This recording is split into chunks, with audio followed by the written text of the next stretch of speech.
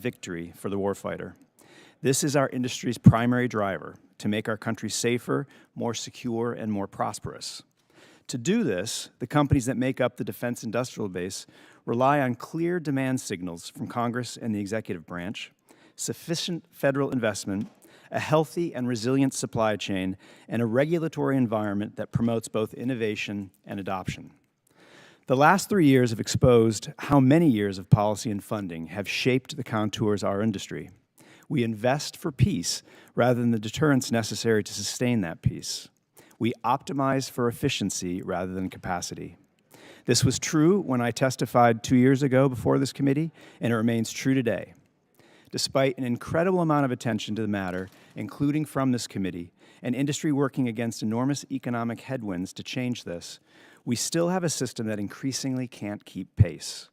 However we proceed, we must take an all-of-the-above approach to defense acquisition, recognizing that the defense industrial base is a diverse ecosystem of companies that each have an important role to play.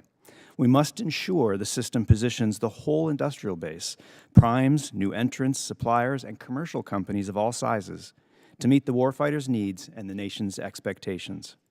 We can start with the complex maze of well-meaning but burdensome statutes and government policies, which drive up the cost and complexities of doing business with the federal government. Bureaucracies are additive. We create a process to prevent the last bad thing from happening again, well-intentioned and important.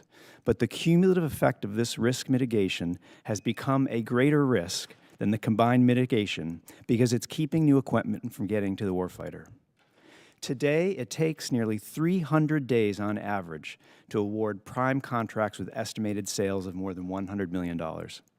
For commercial companies used to working quickly, the delays in awarding contracts and executing agreements are a strong disincentive to contracting with the DoD.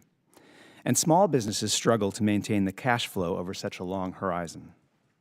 Congress should focus on right-sizing the regulatory regime to encourage new entrants and support companies of all sizes within the DIB. The removal of regulatory burdens also applies to strengthening domestic manufacturing and supply chains, as well as for allowing closer cooperation with allies and trusted partners. These global alliances are a competitive advantage for the United States, and we make it too hard for them to work with us and buy the equipment they want, ours. Increasing domestic manufacturing and supply chain resiliency, easing technology sharing requirements, and growing our defense exports are key to a U.S. posture that effectively deters our adversaries. Rationalizing the process for arms sales has the added benefit of creating additional funding streams for the DIB. In the 2024 fiscal year, total foreign arms sales exceeded all DoD procurement and RDT&E accounts combined, a necessary lifeline amid an uncertain funding environment. And federal investment must keep pace with the threats we face.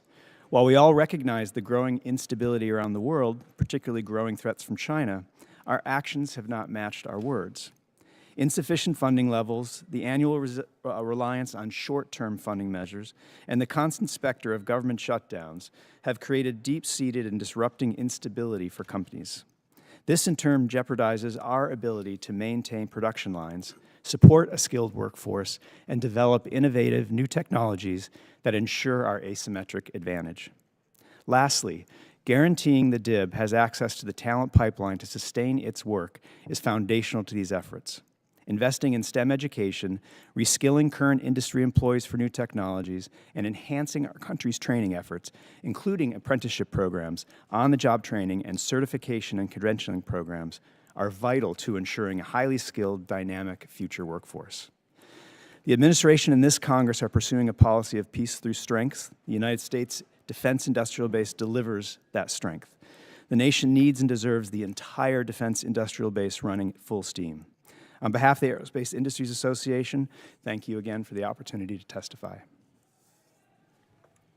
Thank you, Mr. Banning. Mr. Norquist,